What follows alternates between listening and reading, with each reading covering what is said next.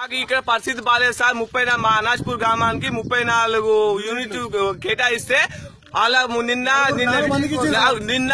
300 గొర్రెలు కొనుగోలు చేసిరు. 15 మందికి కొనుగోలు చేస్తే ఆ 15 మందిలో 120 గొర్రెలని అనాజ్పూర్ కు మంత్రి వస్తున్నాయని మీటింగ్ సక్సెస్ చేసుకుంటామని 120 గొర్రెలు పంపించారు.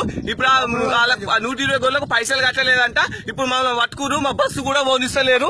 మా బస్సు ఇక్కడ ఉంది, మా బస్సు కూడా పోనిస్తలేదు. మా పరిస్థితి ఏంది? మాకు ఇప్పుడు మధ్యాహ్నం 1 అవుతుంది. పొద్దున తిండి లేదు, టికాయ లేదు. చెప్పు టికాయ లేదు, ఏం లేదు. 4 రోజులు అవుతుంది, టికాయ లేదు. గొర్రెలే లేవు, అసలు తలసాని శ్రీనివాస ప్రోగ్రాం సక్సెస్ అయ్యేందుకే 4 యూనిట్లు తీసుకుని పోయారు అంతే.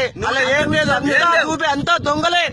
మమ్మల్ని వచ్చి ఆగం చేసి మేము ఏం బతకాలి, ఏం తినాలి? పిల్లలు అంతా ఆగమైపోతున్నారు.